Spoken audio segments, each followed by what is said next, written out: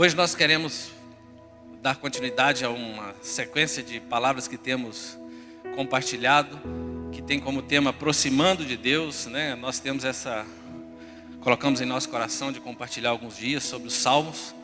Hoje nós vamos falar sobre o Salmo 4. E meditando neste Salmo, queridos, eu vi que a oração em segredo é a vitória sobre o medo. É até o tema que eu coloquei para essa palavra. Aquela oração que você faz em segredo é a vitória sobre o medo que muitas vezes vem em nosso coração. Antes de lermos o Salmo, quando nós olhamos para esse Salmo, quando eu comecei a meditar, olhando e vendo que o autor, acredita-se que é Davi, um homem que escreve este Salmo com o coração angustiado, estava sendo perseguido por um membro da sua própria família, por um de seus filhos, Absalão. Esse homem olhava para o seu coração, sabia que não era um homem perfeito, mas ele sabia que Deus tinha um propósito na vida dele, através da vida dele, que iria muito além daquilo que ele podia imaginar ou pensar. E nós hoje temos a certeza que quando Deus levanta Davi como rei, Deus já pensava na vinda de Jesus, e nada poderia frustrar os planos do Senhor. E é interessante que Davi reconhecia os seus erros do passado. Nós sabemos que ele peca, ele vê a esposa de Urias, Batseba, ele pede que a trouxesse até o palácio, ele vai ter relações com essa mulher, ela vai ficar grávida, depois ele vai colocar esse seu comandante, esse homem que o amava, à frente do seu exército para ser morto, para poder ficar com aquela mulher,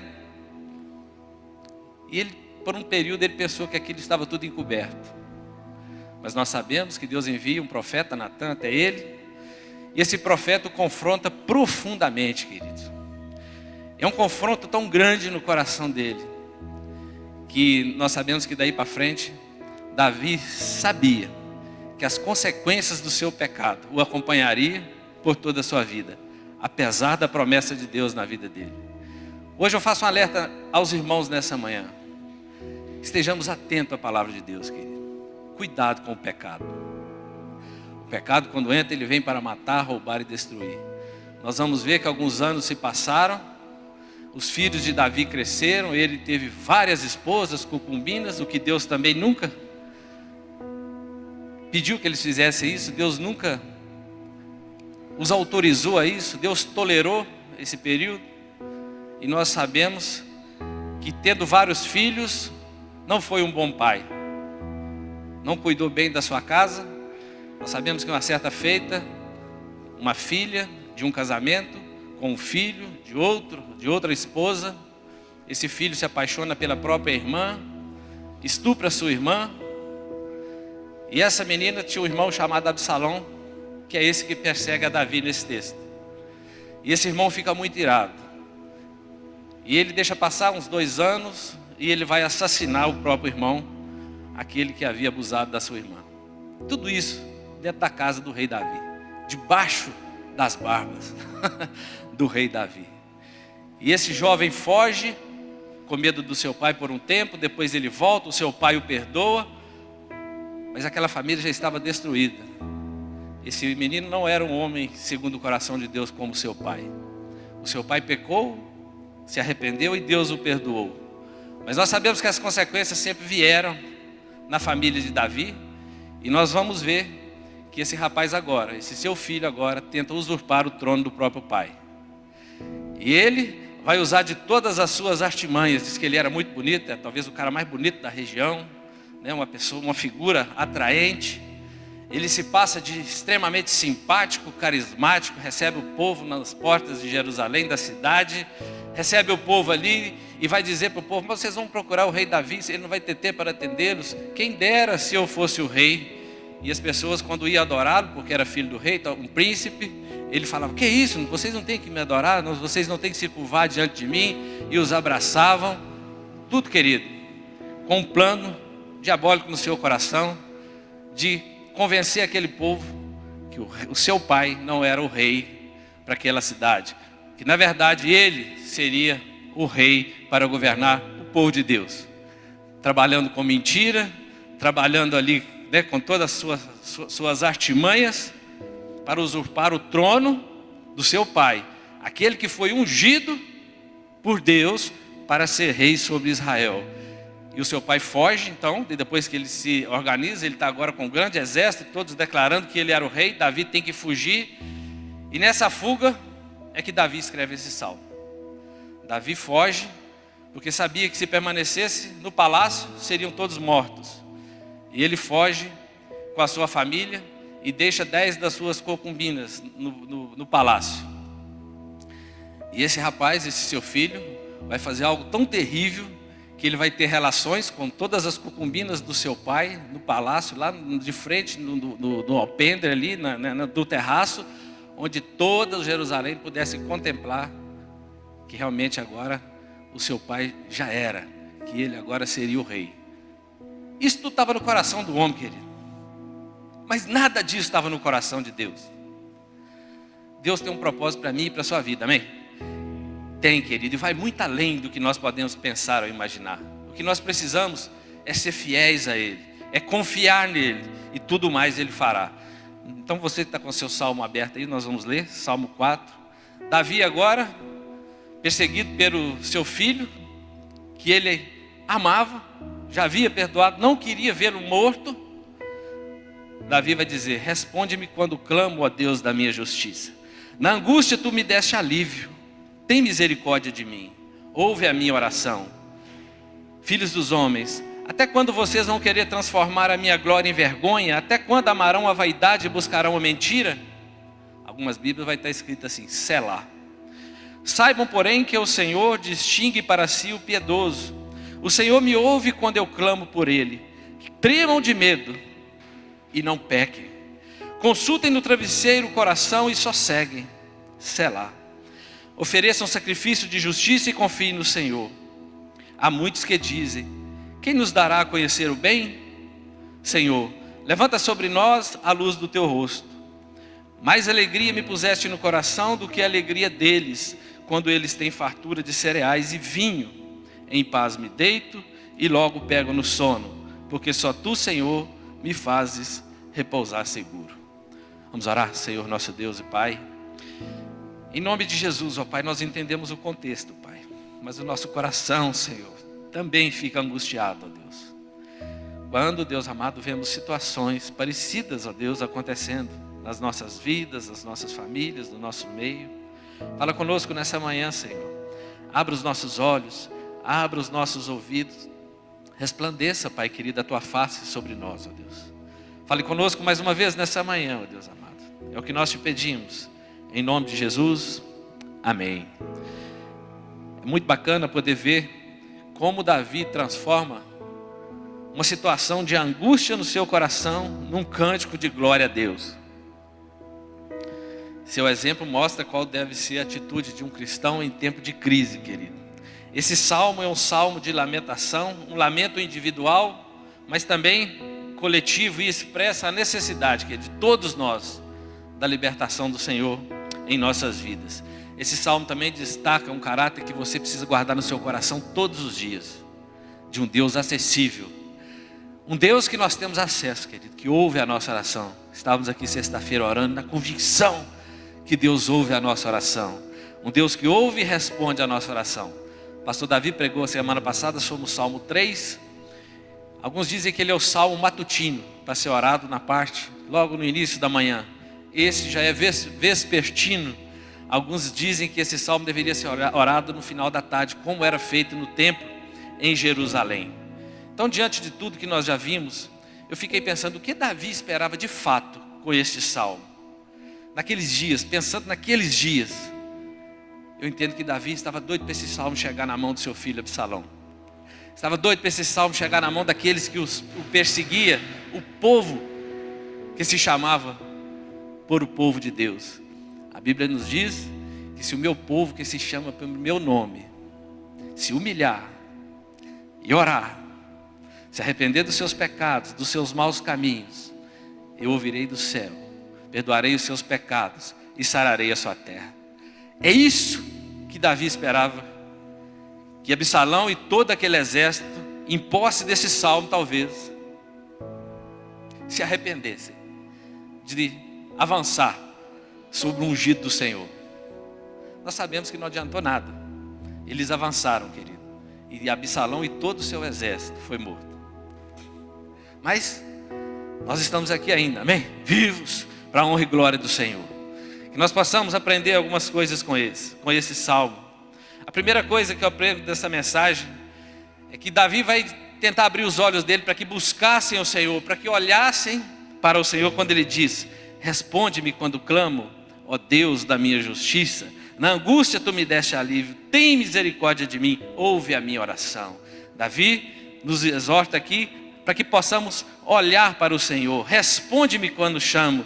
Davi está pedindo socorro a Deus, pedindo uma resposta a Deus, como em vários outros salmos. Não sei se já aconteceu com você naquele dia que você está angustiado, para baixo, você precisa da presença de Deus. E ele vai dizer: ó Deus da minha justiça. O Deus que havia o chamado para ser rei. Ele sabia que a sua própria justiça não valia de nada. Mas ele clama pela justiça de Deus, querido. A justiça de Deus na vida dele, aquele que o havia escolhido para ser rei. E na angústia tu me deste alívio. E ele já fala de imediato: na angústia o Senhor me deste alívio. Você sabe o que é angústia? É difícil de explicar muito bem o que é angústia. Mas a angústia é aquele aperto que dá no nosso peito. Sabe aquela situação que você acha que não tem saída? Quando a pessoa quer se recolher, ela se diminui, ela está encurralada, parece estar no lugar apertado, sem forças. É interessante que quando nós olhamos para Davi, quando ele se sentia assim, ele buscava a presença de Deus. E parece que Deus de imediato o tirava daquele espaço encurralado e o transportava para um lugar espaçoso e confortável. O ambiente, querido, parecia um ambiente de extrema angústia, mas no coração ele já estava usufruindo, de um lugar espaçoso. Davi, nós olhamos que ele crescia quando as dificuldades aumentavam sobre a vida dele. Assim deveria ser a nossa vida, nós cristãos. Todas as vezes que nós passarmos por algumas dificuldades, nós deveríamos crescer. A angústia, querido, quando nós olhamos nesse texto, todas as vezes que alguns homens de Deus se angustiavam, porque estavam vendo seus irmãos marchando a passos largos para o inferno e contra Deus, eles ficavam angustiados. Esse tipo de angústia que nós estamos falando hoje. Talvez você está pensando assim: quanto tempo eu não sinto esse tipo de angústia? Que pena. Esse texto nós poderíamos chamar de um chamado para a angústia. O Senhor nos chamando para nos sentirmos angustiados quando vemos nossos filhos, nossos amigos, irmãos, colegas marchando a passos largos para o inferno. Alguns vão dizer, eu estava pesquisando, neurologistas, psicólogos, filósofos, tudo falando sobre angústia. Eles estavam explicando que muitas vezes as pessoas angustiadas, logo que procuram um médico, o médico vai tratar e é bom, mas muitas vezes ela é medicada para que isso se estabilize. E ela fica com a angústia estabilizada. Mas o tipo de angústia que está no coração de Davi, quando ele busca a presença de Deus, ela não fica estabilizada, ela é dissipada, querido. Quem está angustiado, querido?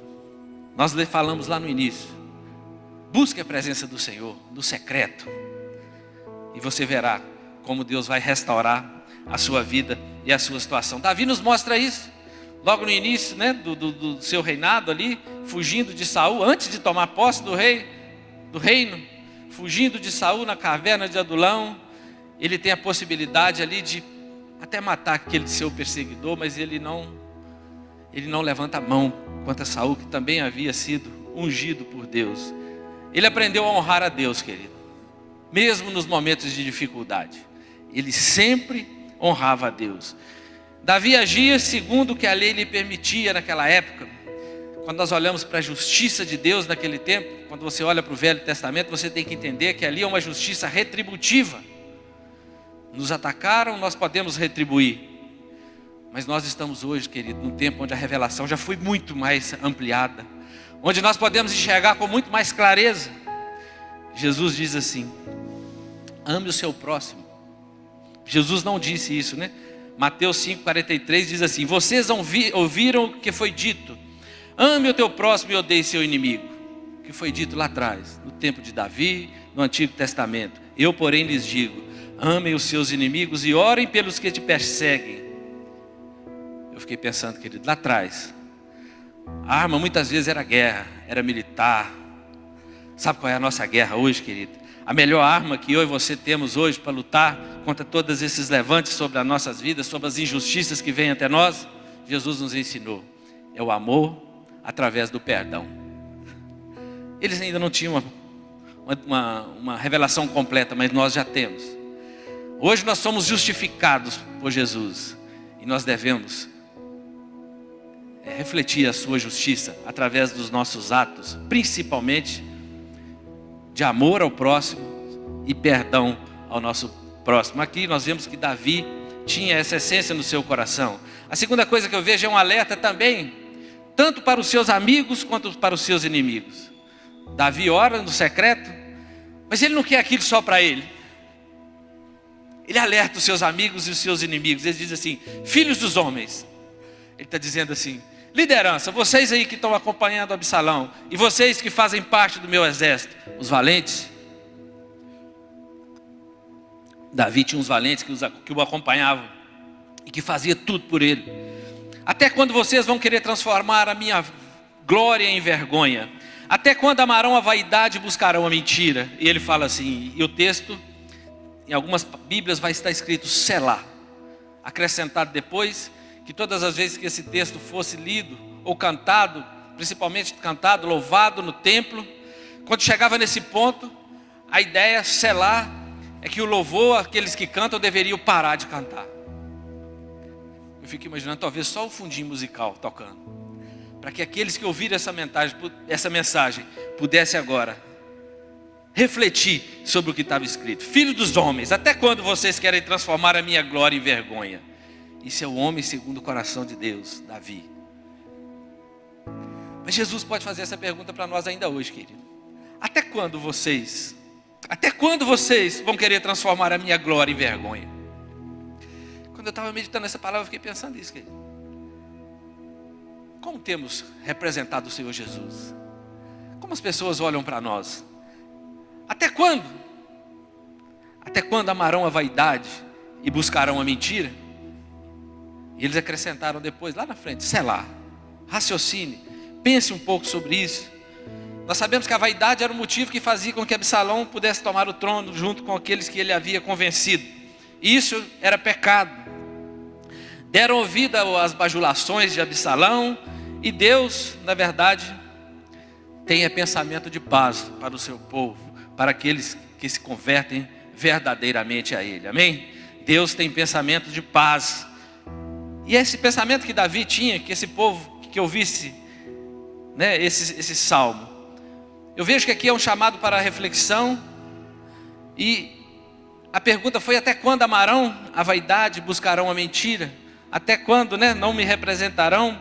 Saibam, porém, que o Senhor, aqui nos dá um gancho para passar para o próximo versículo, que diz assim: saibam, porém, que o Senhor distingue, separa para si o piedoso. Querido, eu não sei qual é a situação. Talvez você está angustiado.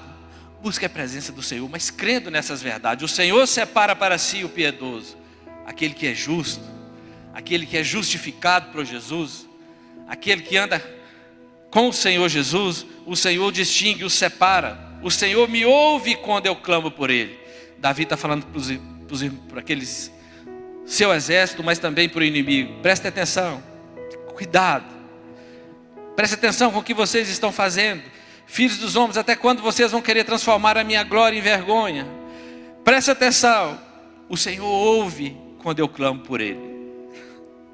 Ele está falando assim: prestem atenção o que vocês estão fazendo, meu filho. Deus ouve quando eu clamo por Ele. É como se ele estivesse falando para Absalão: a sua luta, meu filho, não é comigo. Você está se levantando contra Deus. Muitas pessoas, queridos, que se levantam contra a igreja, se levantam contra Deus. Muitas pessoas que se levantam contra a obra de Deus, se levantam contra Deus. E nós devemos gemer, querido. Nós devemos ficar angustiados com essas coisas acontecendo e orar, clamar a Deus para que a luz do Senhor resplandeça sobre essas famílias. É interessante que bastava uma pequena reflexão deles e eles podiam recuar, né, pastor Adilson? Eles podiam abandonar, se humilhar diante do Senhor, buscar a presença do Senhor. Deus ia perdoar os seus pecados. Mas não, queridos, eles continuaram firmes na sua arrogância e na sua mentira. Talvez eles se lembrassem lá de 1 Crônicas 14, 15, um texto extraordinário, quando logo que Davi assume o reinado, se torna rei de Israel. É interessante que os filisteus não o reconhecem, se levantam contra ele, com grande exército. Ele consulta a Deus: nós vamos contra eles, nós vamos revidar. E Deus vai dizer: pode ir que eu vou com vocês. E eles vão, e Deus dá a vitória, mas o exército dos filisteus se reorganiza, e agora vem com tudo para cima de Davi de novo. Davi busca a presença do Senhor mais uma vez, e Deus fala assim para ele. Ele pergunta: Senhor, vamos de novo encará-los? E o Senhor fala assim para eles: olha, Davi, quando você ouvir um barulho de marcha pelas copas das amoreiras, ele vai falar assim: você vai entrar pelas amoreiras. Quando você ouvir um barulho de marcha por sobre a copa das amoreiras, saia para a batalha. É Deus que sai à sua frente para atacar o exército dos filisteus.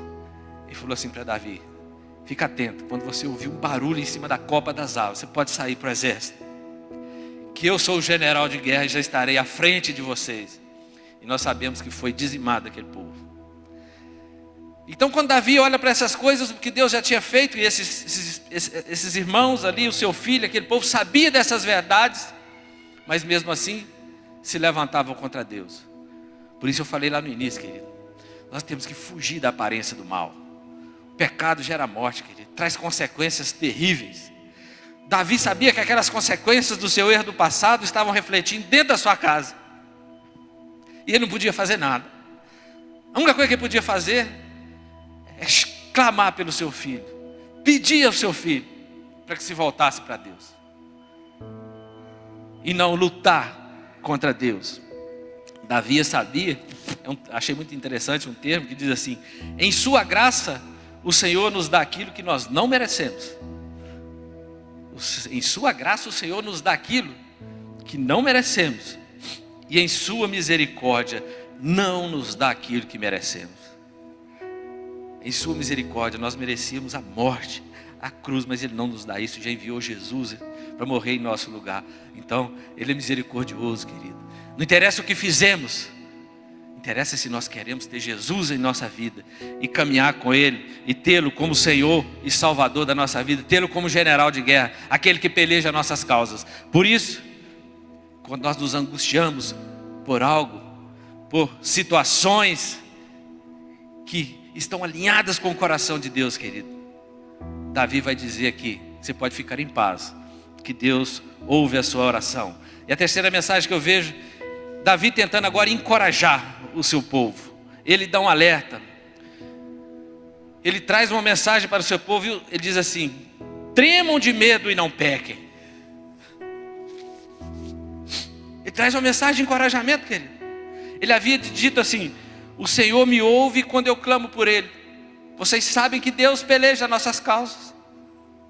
Vocês sabem que as nossas guerras são vencidas, é porque Deus peleja nossas guerras. Aí ele fala assim para eles agora: tremam de medo e não pequem. Algumas Bíblias vão dizer, está escrito assim: irai e não pequeis.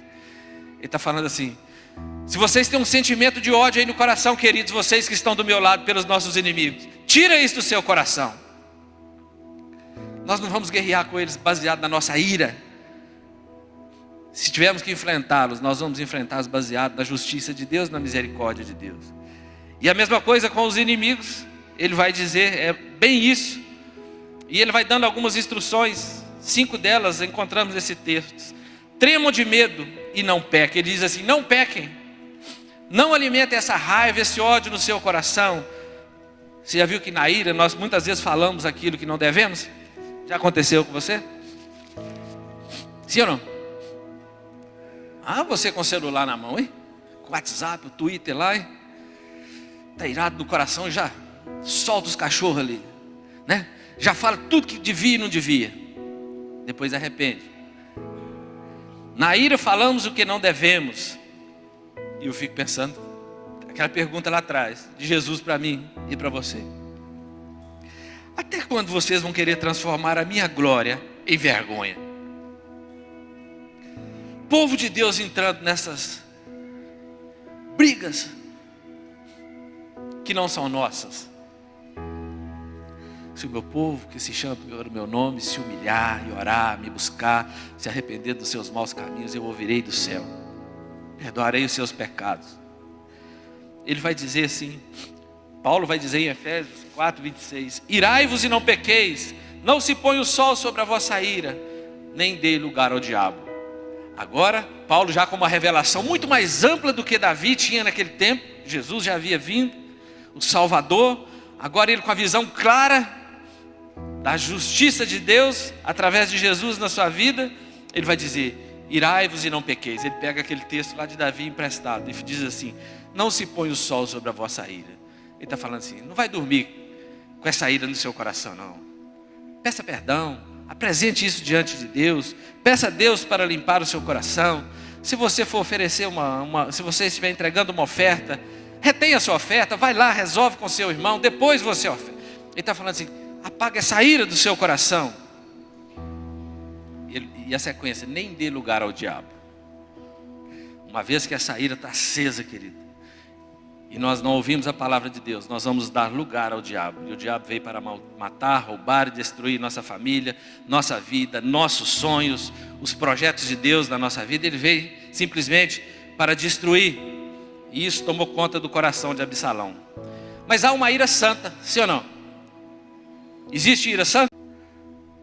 Mas a orientação era irai, mas não pequem. Não use dessa ira para pecar. Pelo contrário, Davi estava lá, orando, buscando a direção de Deus. Nós vamos fazer segundo a palavra de Deus. Por isso ele disse, tremam, né? E não pequem. Ele diz também, depois, consultai o coração. Consultai no travesseiro o coração. É interessante que muitas vezes, querido, nós vamos dormir de qualquer maneira, irado com as pessoas, sim ou não? E se nós vemos um negócio na televisão, nós já condenamos. E se nós ficamos sabendo de alguma situação, nós já vamos dormir pensando naquilo e irados com o pecado do irmão, talvez. O irmão esse irmão desapontou o nosso grupo. Esse irmão nos desapontou. E nós já vamos dormir irados da vida assim. Consultai no travesseiro o vosso coração. Ele falou, não fique virando na cama para lá e para lá, pensando no pecado dos outros. É mais ou menos isso que ele estava falando. É como se ele estivesse falando assim, na hora que você for dormir, faça uma reflexão de como foi seu dia. Dê uma geral no seu coração. É como se o Espírito Santo estivesse dizendo para nós aqui, e começa a pedir perdão a Deus.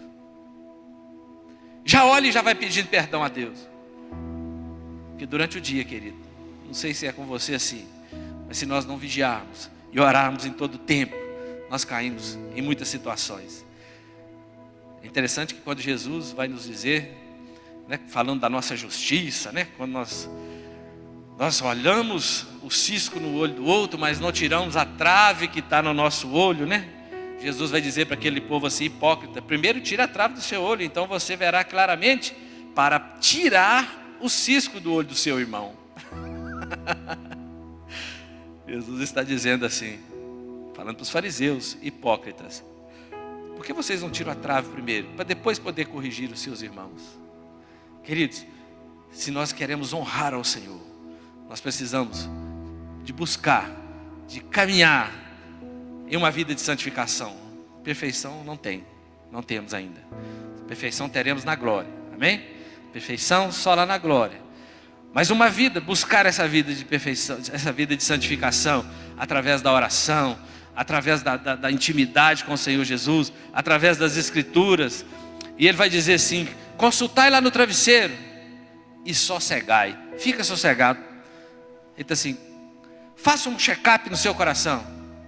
Confesse os seus pecados, peça perdão a Deus e vai dormir sossegado. Uma reflexão sincera sobre o nosso coração deve nos levar a confessar os nossos pecados ao Senhor e nos apropriar do seu maravilhoso perdão. Amém? Você já apropriou do maravilhoso perdão do Senhor na sua vida? Querido, nós precisamos de apropriar disso, mas de uma forma intensa. Jesus, na parábola do credor incompassivo, ele vai dizer que o rei perdoou um dos seus servos que devia 10.000 talentos e não tinha como pagar. E ele perdoou. Se transformar em real dá 40 milhões de reais mais ou menos. Jesus estava mostrando assim, o rei perdoou algo que era imperdoável. Jesus estava falando de nós. Deus nos perdoou, pagou um preço pela nossa vida que não tem nada neste mundo que possa pagar. Ele entregou Jesus no nosso lugar. Aí ele vai dizer, então ele perdoou esse homem e esse homem ficou feliz. Foi embora, feliz da vida. Mas esse homem lembrou que ele tinha um conservo que devia para ele 100 denários. Ele foi perdoado. Eu estou falando em real, mas a Bíblia coloca isso só para você ver a discrepância. Ele foi perdoado em 40 milhões, Clígia. E o cara devia em torno de alguns dias de trabalho para ele, 100 denários. Dá no máximo que 8 mil reais aí. Ele foi perdoado em 40 milhões. Mas ele não abriu mão desse irmão. Ele não abriu mão, ele quis receber. Ele não conseguiu perdoar esse irmão. Assim é eu e você, querido. Eu não sei o que as pessoas têm feito, talvez te machucado, e talvez as pessoas realmente fizeram coisas terríveis com pessoas que eu não conheço. Mas Jesus está dizendo aqui, se você olhar para o tamanho do perdão que Ele já conquistou por cada um de nós, você deveria perdoar logo essa pessoa que te deve aí, né? Essa pessoa que tem essa dívida com você. Por isso que ele fala assim, tira primeiro a trave que está no seu olho. E depois ele vai dizer, então ele diz, sossegai. A Bíblia diz assim, confessemos os nossos pecados, e Ele é fiel e justo para nos perdoar os pecados e nos purificar de toda injustiça. 1 João 1,19. E a penúltima ele vai dizer assim, ofereceis sacrifícios de justiça. Ofereceis sacrifícios. Eles não podiam ser oferecidos talvez naquele lugar. Quando nós olhamos para o texto, quando Davi está falando para eles, olha, vocês entenderam tudo isso? Então, depois, entendi, vocês já se arrependeram, agora ofereceis sacrifícios de justiça. Quando vocês estiverem lá no templo, ofereçam lá os sacrifícios pelo pecado de vocês, os holocaustos, né, pela expiação dos pecados. Mas nós sabemos que isso para nós hoje não precisa mais.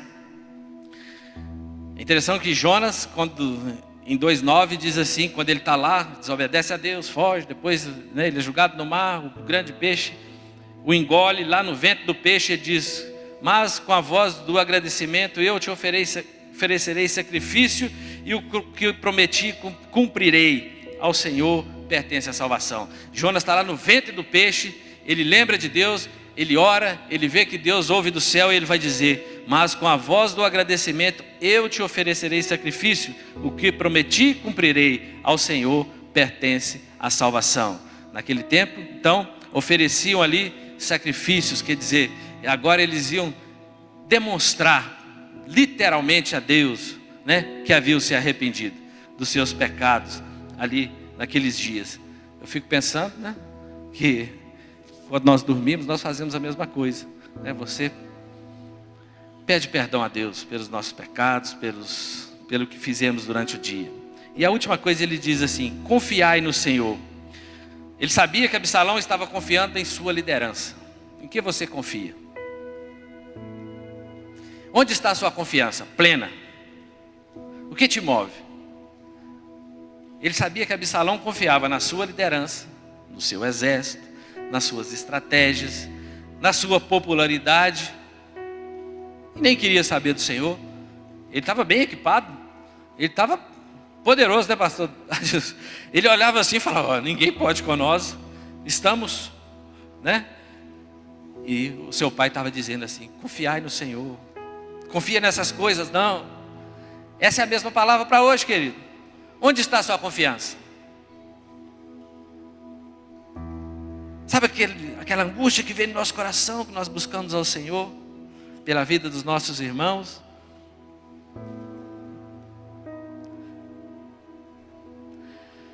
A nossa luta, querido, é através da oração e não dessa batalha física que muitas vezes nós tentamos empreender. O pastor Marcos pregou aqui tem 2 semanas.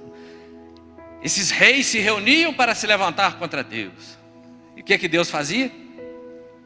Quem lembra? Reis, povos, nações se reuniam contra Deus, contra os princípios de Deus, como nós estamos vendo aí hoje no mundo, todo dia. Sabe o que a Bíblia diz?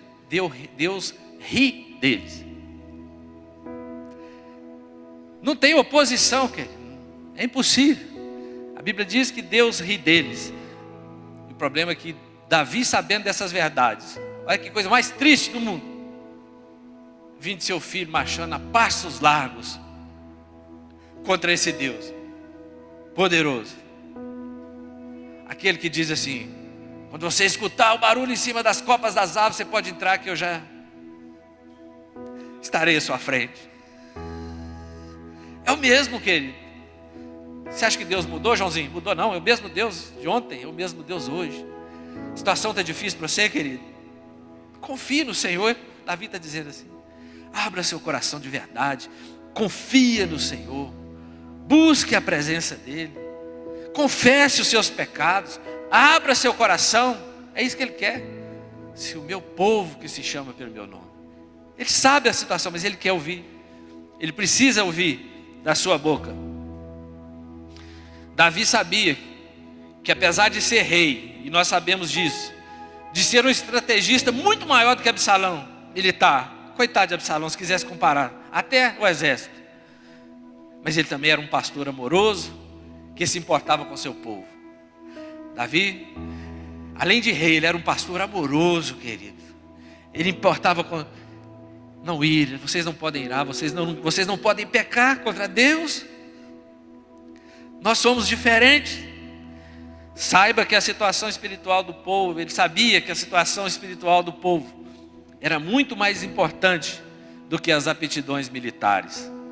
Querido, a sua situação espiritual, nós já falamos aqui há poucos dias, né? Como se fossem 2 lobos. Ou nós alimentamos a nossa carne, ou nós alimentamos o nosso espírito. Alimentar aquilo que é carnal é um perigo, é o que Absalão fez. Davi aqui está alimentando aquilo que é espiritual, aquilo que é eterno, né? Aquilo que não tem fim. Sabe aqueles denários lá atrás, querido? Eu fico pensando, a Bíblia diz que um dia para Deus é como 1000 anos, 1000 anos como um dia. Eu fico pensando, o que é eternidade? Jesus veio, conquistou a eternidade para mim e para você, amém? Você sabe quantos dias são? Você não faz ideia, não dá para contar. Ele estava falando assim, isso sim foi um alto preço. Agora você não consegue perdoar uma ofensazinha, essas coisas que são temporais aqui na terra, que não passa de dias, de minutos, que é como a erva que nasce de manhã e morre à tarde. Vocês estão tão apegados a isso que vocês esquecem daquilo que é espiritual. Salmo 16, 51, o próprio Davi vai dizer que Deus não se agrada de sacrifícios. Deus pediu que eles fizessem sacrifícios, mas Deus não se agradava porque toda vez que alguém oferecia um sacrifício é porque havia pecado. Pensou, todo dia seu menino tem que chegar e pedir perdão, né? Todo dia, sempre, e não para, e aquilo vai se repetindo. Ele falou assim, sacrifício agradável a Deus é um espírito quebrantado. Ele falou assim, você quer sacrificar a Deus, querido? Sacrifício agradável a Deus é um espírito quebrantado, coração quebrantado e contrito. Não desprezará o Deus. Deus não despreza esse que tem um espírito quebrantado. Deus não despreza, querido. Quando você dobra seu joelho lá no seu quarto e chora, talvez você não tenha força nem para falar, Deus não despreza um espírito quebrantado. A Bíblia diz, Deus não desprezará.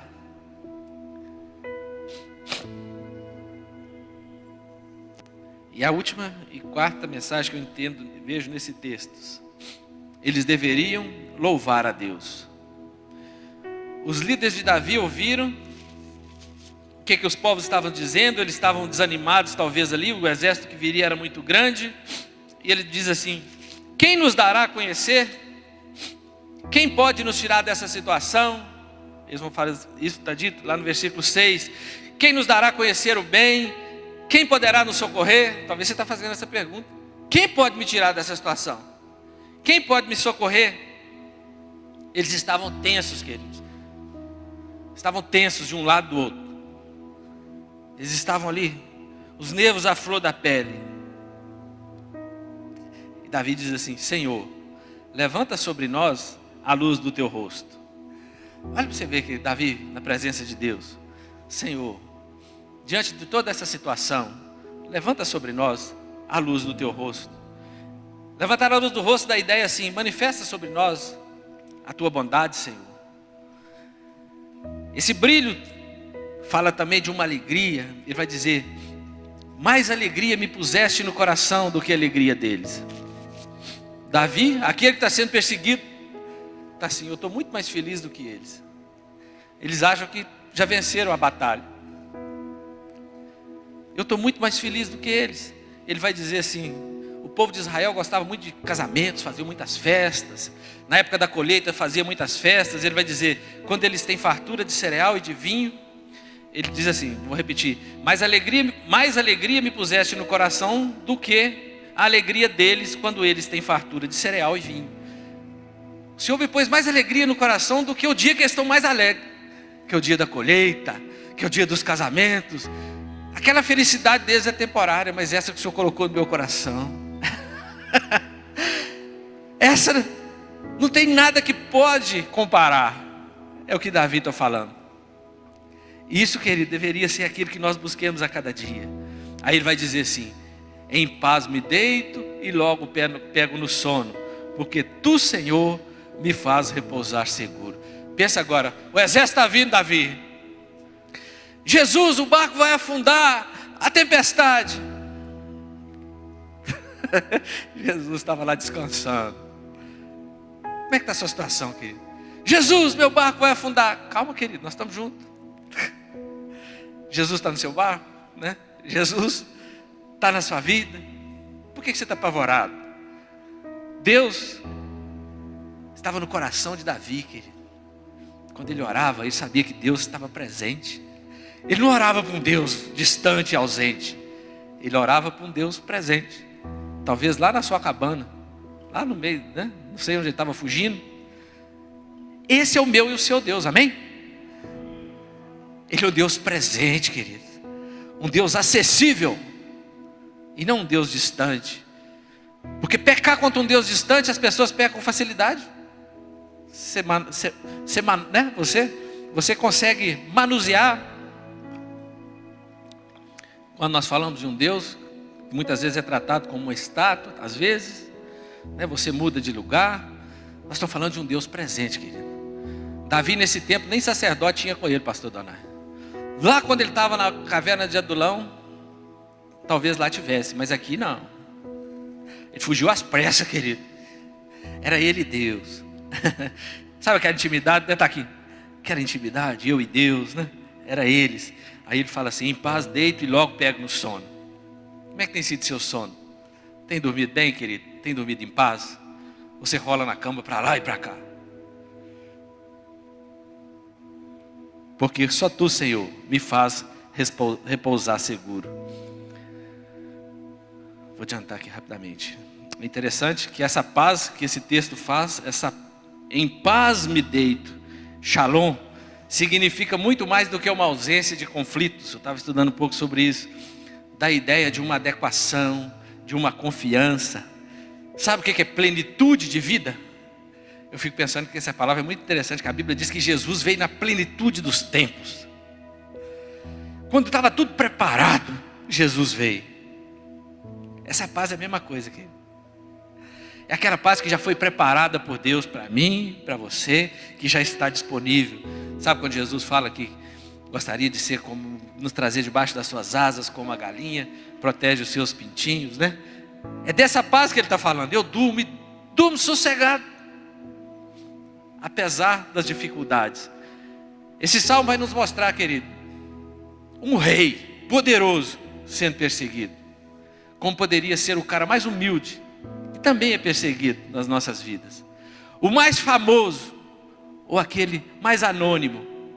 Todos nós vivemos as mesmas dificuldades nessa vida.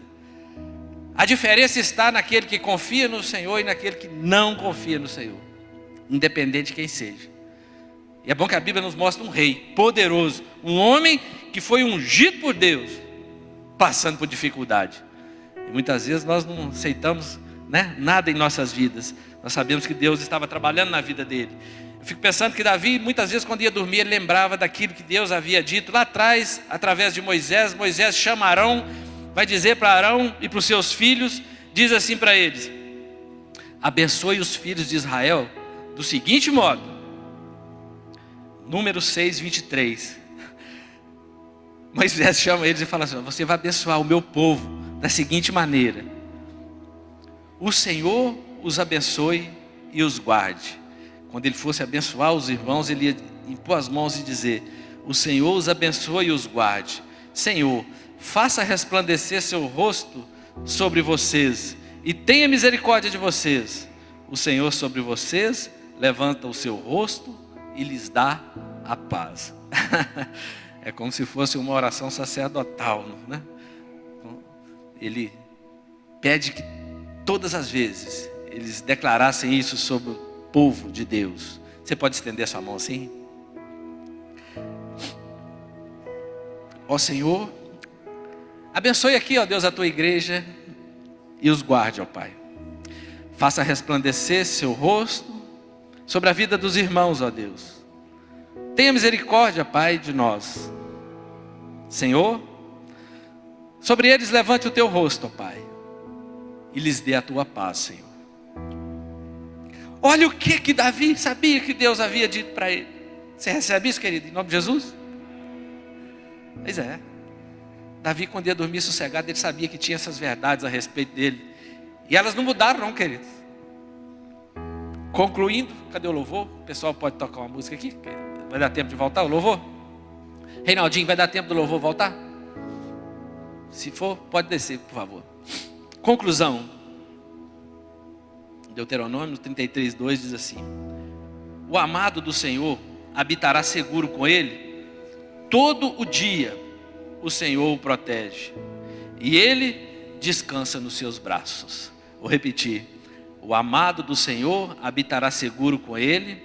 Todo dia o Senhor o protegerá e descansará nos seus braços. Precisamos aprender, queridos, a descansar nos braços do Senhor. Sexta-feira estávamos orando aqui, né, Edclei? Que momento, querido. Descansar nos braços do Senhor. Depois de dias difíceis e intensos. É interessante que esse texto diz assim: o amado do Senhor habitará seguro com ele. Quando Davi lembrava dessas verdades, nós sabemos que essa promessa fica mais significativa para Davi, porque o seu nome quer dizer amado. O nome de Davi quer dizer amado. Então, quando ele via esse texto, o amado do Senhor habitará com ele, seguro com ele. Ele sabia que fazia parte, daquilo que o seu nome representava. Então, querido, finalizando esta mensagem desse salmo, é que a vitória dos pecadores são apenas temporárias e sem sentido nenhum. E que somente o arrependimento pode trazer a verdadeira felicidade. É um pedido a Deus por libertação das angústias do passado.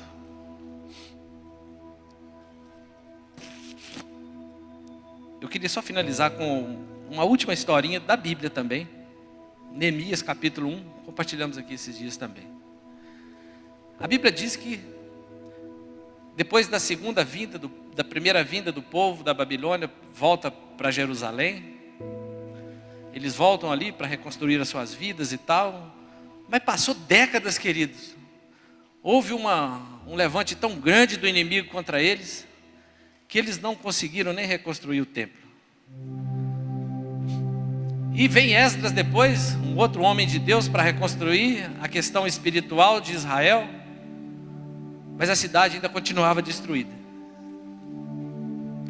Eu estou falando de angústia agora. Eu fiquei pensando assim, será que Deus não viu um homem angustiado lá em Israel naqueles dias, lá em Jerusalém? Milhares de pessoas. Por que eu estou falando isso? Porque a talvez 1.000 e tantos quilômetros dali, lá na Babilônia, um copeiro do rei, um funcionário público estabilizado, tranquilo, um cargo top, confortável. O irmão fala para ele assim: sabia que os nossos irmãos lá de Jerusalém, aqueles que voltaram para casa, estão morando em ruínas, estão em miséria, os muros estão tudo quebrados, eles estão passando a maior dificuldade lá. Querida, a angústia tomou o coração daquele homem. Eu fiquei pensando, mas tantas milhares de pessoas em Jerusalém, ninguém sentiu uma angústia daquele jeito.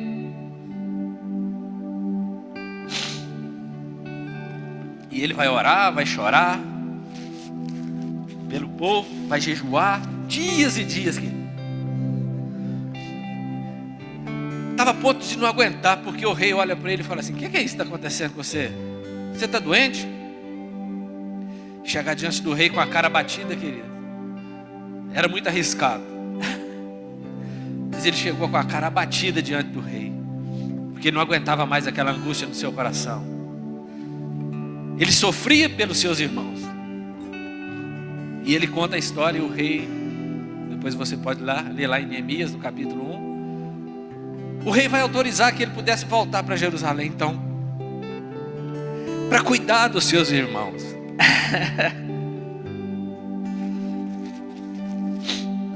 E ele volta, querido, e nós sabemos que em 52 dias, esse homem convence aquele povo que estava abatido, aquele povo que estava com as suas espadas julgadas, suas casas tudo muro tudo quebrado, aceitando a imposição do diabo na vida deles ali, através daqueles levantes do inimigo naquela região.